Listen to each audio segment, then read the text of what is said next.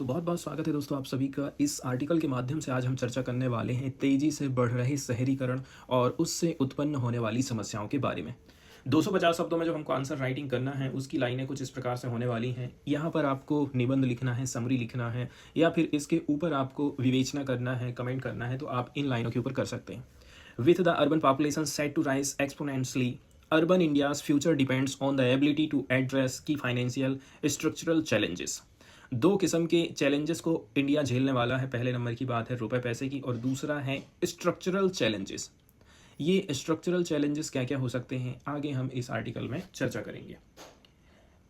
Point wise यदि हम देखें तो इस वीडियो में हम 6 पॉइंट के ऊपर चर्चा करने वाले हैं। सबसे पहले तो हम ये देखेंगे कि किस प्रकार से आने वाले समय में तेज़ी के साथ में शहर में जनसंख्या बढ़ने वाली है। फिर जो बड़े बड़े शहर हैं, शहर में जो निकाय बनाए गए हैं, नगर निगम बनाए गए हैं, वो लोग कौन कौन से चैलेंजेस को फेस करने वाले हैं। पार्टिकुलरली सबसे बड़ी दिक्कत उनको फाइनेंस से होने वाली है। अगली चीज़ हम ये समझेंगे कि जो नगर निकाय हैं उनको पैसा कहाँ कहाँ से मिल रहा है। इसके बाद चौथा हमारा जो पॉइंट ये रहेगा कि भाई आखिर इतनी समस्या क्यों आ रही है कि उनको पर्याप्त पैसा नहीं मिल पा रहा है। इसके अलावा भी अन्य और कौन कौन सी चिंताएं हैं, इसके ऊपर डिस्कशन करेंगे।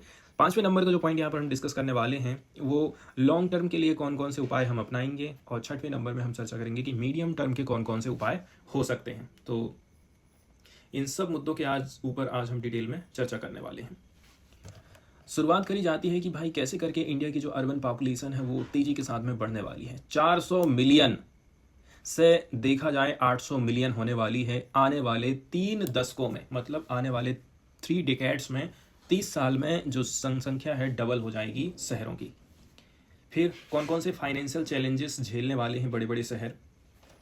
हालांकि ये एक अपॉर्चुनिटी भी दे रहा है कि हम ट्रांसफॉर्म करेंगे इंडिया के अर्बन लैंडस्केप को। हमारा अर्बन जो लैंडस्केप है वो काफ़ी चेंज हो जाएगा, लेकिन यहाँ पर काफ़ी सिग्निफिकेंट फाइनेंशियल चैलेंजेस उत्पन्न होने वाले हैं आने वाले हैं सामने वाले टाइम में। वर्ल्ड बैंक की एक रिपोर्ट आई है जिसमें बोला जाता है कि इंडिया को कम से भी कम 70 लाख करोड़ रुपया चाहिए 2036 तक, तब जाकर के हम अर्बन इंफ्रास्ट्रक्चर की ज़रूरत को पूरा कर पाएंगे। जैसे कि घर बनाना है, सड़कें बनाना है, पीने के पानी की व्यवस्था करना है, सीवेज की प्रॉब्लम है, बहुत सारी ऐसी समस्याएं हैं जो कि आगे चल करके हमको देखने को मिलने वाली हैं। यहाँ पर आप देख सकते हैं करंट जो गवर्नमेंट इन्वेस्टमेंट करती है 2018 की फिगर से यदि हम देखें तो वो है लगभग 1.3 लाख करोड़ रुपया सालाना खर्चा करती है। लेकिन 2036 तक हमको 70 लाख करोड़ रुपए की ज़रूरत पड़ेगी। कुल मिलाकर के हर साल हमको 4.5 लाख करोड़ रुपया खर्चा करना चाहिए, लेकिन मात्र हम 1.3 लाख करोड़ रुपया ही खर्चा कर रहे हैं सालाना। ब्रॉडली देखा जाए जो 50% is estimated for basic urban service, इसका आधा पैसा तो हमें बेसिक अर्बन सर्विसेज के ऊपर खर्चा करना पड़ेगा। बाकी का जो 50% है वो ट्रांसपोर्टेशन के लिए हमें खर्चा करना पड़ेगा। बेहतर ट्रांसपोर्टेशन कैसे करके हम प्रोवाइड करेंगे इतनी बड़ी जनसंख्या को, ठीक है। अब लोकल लेवल पर कौन कौन से इश्यूज पैदा हो रहे हैं, जैसे कि जो म्यूनसिपल बॉडीज बनाई गई हैं उनको पैसा कहाँ कहाँ से मिलता है। अर्बन इंफ्रास्ट्रक्चर फंडिंग के लिए एक क्रूशियल कंपोनेंट माना जाता है म्यूनसिपल कॉरपोरेशन, ठीक है। एंड यहाँ पर दशकों से हम देख रहे हैं इनको उतने का उतना ही पैसा मिल रहा है। 2002 से यदि हम बात करें तो जो म्यूनसिपल फाइनेंस है मात्र 1% है जीडीपी का। कितना खर्चा हो पा रहा है म्यूनसिपल फाइनेंस की तरफ से, मात्र 1% खर्चा किया जा रहा है यदि हम जीडीपी से तुलना करें भारत की तो। जबकि ये जो म्यूनसिपल बॉडीज़ होती हैं ये कंट्रीब्यूट करती हैं 45% अर्बन इन्वेस्टमेंट का, ठीक है। हालांकि ये चीज़ रिमाइंडर माना जाता है मैनेज बाय पैरास्टेटल एजेंसीज। 45% कहना चाहिए यहाँ पर इन्वेस्टमेंट की बात करी जा रही है, इसमें योगदान देती हैं म्यूनसिपल अर्बन बॉडीज़, ठीक है। बाकी के पैसे कहाँ जा रहा है, कौन खर्चा कर रहा है, तो ये अर्ध सरकारी एजेंसी करने का काम करती हैं। अब यदि हम बात करें राज्य सरकार और केंद्र सरकार, तो केंद्र और राज्य सरकार, ठीक है, केंद्र सरकार कितना दे रहा है 37%, राज्य सरकार कितना दे रहा है 44%, ठीक है। मतलब यहाँ हम ये बात कर रहे हैं कि सेंट्रल एंड स्टेट ट्रांसफर्स 37 से लेकर के 44%। इसके बावजूद भी म्यूनसिपैलिटीज़ की जो फाइनेंशियल हेल्थ है ना वो जैसी की वैसी रह जाती है। इसके बाद टैक्स रेवेन्यू की यदि हम बात करें, टैक्स रेवेन्यू में हमको ग्रोथ देखने को मिली है 8% की 2010 से 18 के बीच में। एंड ग्रांट्स 14% वृद्धि हुआ है, नॉन टैक्स रेवेन्यू 10.5% की वृद्धि हुई है। लेकिन सबसे बड़ी दिक्कत वाली बात ये हो जाती है, ये जो नगर निगम है, नगर निकाय हैं, खुद के रेवेन्यू का कितना रिसोर्सेस ये जुटा पा रहे हैं। इनके पास में जो पैसा आ रहा है ना, उसमें गिरावट हमको देखने को मिली है। 51 से लेकर के 43% हो गई है। ठीक है, अब यहाँ हम कुछ चर्चा करने वाले हैं, जैसे कि इनके पास में पर्याप्त पैसा नहीं है। ठीक है, और अन्य इनकी क्या क्या चिंताएं हो सकती हैं। पहले नंबर की बात ये है, ये जो पैसा कलेक्ट कर रहे हैं टैक्स के रूप में, वो इनएफिशिएंट है। ये चीज़ हमको अर्बन लोकल बॉडीज़ में देखने को मिलती है। एग्जांपल के तौर पर 2017-18 का डाटा यदि हम उठा करके देखेंगे ना, तो इसमें बताया जा रहा है कि जो अर्बन लोकल बॉडीज़ हैं बंगलुरु एंड जयपुर में, इन्होंने कलेक्ट किया था मात्र 5 से 20%। जितना भी टैक्स रेवेन्यू की पोटेंशियल है उसका मात्र ये 5 से लेकर के 20 ही % कलेक्ट कर पा रहे हैं, जबकि मिलना चाहिए 100%। इसके बाद nation wide property tax collection की यदि हम बात करें तो लगभग 25,000 करोड़ रुपया मिल जाता है, जो कि जीडीपी का मात्र 0.15% है। नेशन वाइड हम यहाँ तुलना कर रहे हैं कि इतना पैसा टैक्स, प्रॉपर्टी टैक्स से कितना पैसा आ जा रहा है। इसके बाद कॉस्ट रिकवरी सर्विसेज की बात करी जाती है, 20 से लेकर के 50% है। ठीक है, अब अगली जो चिंता का विषय है भाई, वो ये है कि इनके पास में यदि पैसा इनको दे भी दिया जाता है ना, तो ये लोग उसको खर्चा नहीं करते हैं, अनस्पेंट रह जाता। दिक्कत वाली बात यहाँ पर ये हो जाती है। 15 फाइनेंस कमीशन की रिपोर्ट आई थी, जिसमें बोला जा रहा है 23% जो हिस्सा है टोटल म्यूनसिपल रेवेन्यू का, वो अनस्पेंट रह जाता है। इसका मतलब ये है म्यूनसिपल सिस्टम के पास में सरप्लस पैसा है, लेकिन ये लोग इसको सही तरीके से यूटिलाइज नहीं कर पाते हैं। यहाँ तक कि जो बड़ी बड़ी सिटीज़ हैं, जैसे कि हैदराबाद एंड चेन्नई की बात करें, इन्होंने मैनेज किया मात्र 50% of their capital expenditure budget in 2018-19। जितना कैपिटल एक्सपेंडिचर बजट आपने रखे थे उसका मात्र आप 50% ही खर्चा कर रहे हैं। तो इससे यही पता चलता है कि भाई आने वाले टाइम में कैसे करके हम लड़ाई लड़ेंगे, पार्टिकुलरली बहुत सारी समस्याओं से। वहीं यदि हम बात करें सेंट्रल स्कीम फंड के यूटिलाइजेशन की, ठीक है, यहाँ पर भी हमको काफ़ी कुछ गड़बड़ी दिखाई देती है। Atal mission for rejuvenation and urban transformation, AMRUT जिसको शॉर्टकट में बोला जा रहा है, तो ये अचीव किया है कितना, 80% utilisation. And the smart cities mission 70% utilisation हमको देखने को मिला है। जैसे अमृत के अंतर्गत 100 रुपये दी है कैंसर का, तो 80 रुपये खर्च हुआ है, 20 रुपये इन्होंने बचा लिए। स्मार्ट सिटी मिशन के अंतर्गत 70 रुपये खर्च हुआ है, 30 रुपये पता नहीं कहाँ चला गया है। इसके बाद अगला जो सोर्स है अर्बन लोकल बॉडीज़ का, वो होता है कि हम एक काम करते हैं, प्राइवेट कंपनी को ये काम दे देते हैं और प्राइवेट कंपनी हमको पैसा देगी। इसको बोलते हैं पब्लिक प्राइवेट पार्टनरशिप। या फिर एक काम करते हैं, सरकार भी पैसे लगाएगी और प्राइवेट कंपनी भी पैसा लगाएगी, और ऐसे करके हम कोई भी काम करेंगे। PPP, इसी को PPP मॉडल बोलते हैं। ये एक क्रूशियल एवेन्यू माना जाता है अर्बन इंफ्रास्ट्रक्चर की फाइनेंसिंग का। लेकिन पिछले दशकों की यदि हम बात करें तो इसमें गिरावट देखने को मिली है। तो जो PPP इन्वेस्टमेंट रहा है अर्बन इंफ्रास्ट्रक्चर में, वो कितना तक गया है, 8,335 करोड़ तक 2012 में गया है।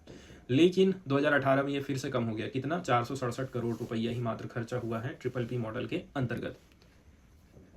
इसके बाद हम बात करते हैं कि जो नेक्स्ट स्टेप है वो कौन सा उठाया जाना चाहिए। नेक्स्ट स्टेप ये है कि भाई हमको क्या क्या कदम उठाने की ज़रूरत है। डुअल प्रॉन्ग्ड अप्रोच की हमें ज़रूरत है, और यहाँ पर हमको ये ध्यान देना है कि इसमें long term and medium term के उपाय हमको करना पड़ेगा। इसको बोलते हैं dual pronged approach. Long term के अंतर्गत हम क्या क्या कर सकते हैं, क्वेश्चन यहाँ पर ये खड़ा होता है। ठीक है, तो लॉन्ग टर्म के अंतर्गत आप को कुछ स्ट्रक्चरल रिफॉर्म करना पड़ेगा, ये क्रिटिकल हो जाता है। साथ ही साथ जो स्टेट फाइनेंस कमीशन है उसको हमें मजबूत करने की ज़रूरत है। उसको कैसे करके हम मजबूत करेंगे, तो स्टेट फाइनेंस कमीशन को थोड़ा स्वतंत्रता, ऑटोनॉमी देना पड़ेगा। कैपेसिटी प्रोवाइड करना पड़ेगा कि भाई ये बेटर फाइनेंशियल मैनेजमेंट कर सके म्यूनसिपल लेवल पर। तीसरे नंबर का जो कदम उठाया जा सकता है लॉन्ग टर्म के लिए, वो है एम्पावरिंग म्यूनसिपल गवर्नमेंट। जैसे कि ज़्यादा से ज़्यादा रुपए पैसा इनको मिले, एडमिनिस्ट्रेशन की ऑटोनॉमी मिले। ये कुछ क्रिटिकल कदम हो सकते हैं जिसके माध्यम से ये लोग मैनेज करेंगे एलोकेट रिसोर्सेज को और भी ज़्यादा इफेक्टिव तरीके से अर्बन डेवलपमेंट में। अगला जो कदम उठाया जाना चाहिए वो मीडियम टर्म के लिए है। मीडियम टर्म में हम कौन कौन से कदम उठा सकते हैं, जैसे कि जो पाइपलाइन ऑफ प्रोजेक्ट है, develop a robust pipeline of project. इसके अंतर्गत क्या क्या किया जा सकता है, तो जो हाई पावर्ड एक्सपर्ट कमेटी है एंड 12वें नंबर का जो प्लान वर्किंग ग्रुप रहा था, इन्होंने डेवलप किया था एक फाइनेंसिंग फ्रेमवर्क को, ताकि 70 लाख करोड़ रुपया मिल सके अर्बन इंफ्रास्ट्रक्चर इन्वेस्टमेंट रिक्वायरमेंट के लिए आने वाले 20 साल के लिए। एक और कदम जो उठाया जा सकता है वो है PPP मॉडल से पैसे जुटाना।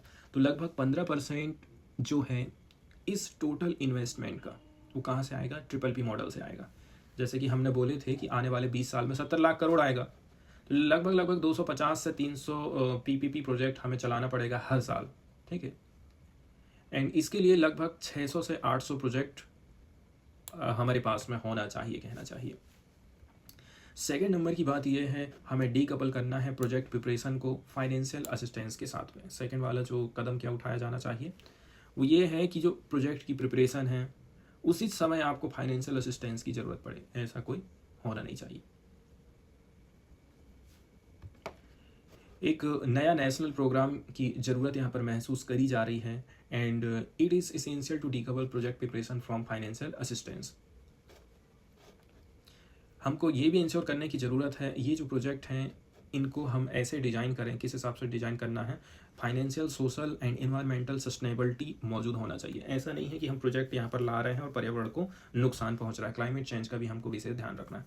तीसरे नंबर का जो कदम उठाया जा सकता है वो है डिजिटल पब्लिक इंफ्रास्ट्रक्चर में थोड़ा सा लिवरेज हमको करने की ज़रूरत है ताकि ऑपरेशन में इम्प्रूवमेंट हम लेकर के आ सकें। अर्बन सर्विस की delivery, particularly public transport system, ये हैम्पर्ड होता है आउटडेटेड प्रैक्टिसेस के माध्यम से। हमें आज के हिसाब से इस प्रकार से सरकारी ट्रांसपोर्ट को तैयार करना पड़ेगा, तब जाकर के हम वक्त के साथ में, कहना चाहिए, आगे चल पाएंगे। इसके लिए हम सोचते हैं डिजिटल पब्लिक इंफ्रास्ट्रक्चर हमें खड़ा करना चाहिए। ये रिवोल्यूशनाइज कर सकता है मैनेजमेंट को, ऑपरेशन को, सरकारी सर्विसेज का, एंड इंडिया को एज ए ग्लोबल लीडर के तौर पर हम रख सकते हैं। चौथे नंबर का जो कदम उठाया जाना चाहिए वो मीडियम टर्म के लिए वो है capture land value in transport project. तो half of the 70 lakh crore investment की बात करें यदि हम 2036 तक, ठीक है, वो कहाँ पर खर्चा करना है हमको? अर्बन ट्रांसपोर्ट, आवागमन के साधनों को बेहतर बनाने के लिए। पार्टिकुलरली हमको मेट्रो रेल प्रोजेक्ट चलाने पड़ेंगे, ठीक है। तो यहाँ पर एक यूनिक अपॉर्चुनिटी है कि लैंड वैल्यू को हम पहले से ही कैलकुलेट कर लें, उसकी महत्ता को बेहतर तरीके से हम आंक लें। वे फॉरवर्ड में हम ये कह सकते हैं कि भाई हमें एक बेटर कोलैबोरेशन की ज़रूरत है, बेहतर सहयोग की ज़रूरत है। तो तत्कालिक और दीर्घकालिक दोनों रणनीति को हमें अपनाना है। भारत ऐसे शहरी बुनियादी ढांचे का निर्माण कर सकता है जो उसके बढ़ते शहरों की मांगों को पूरा कर सके और इस प्रकार आने वाले दशकों के लिए टिकाऊ और समावेशी विकास को भारत सुनिश्चित कर पाएगा।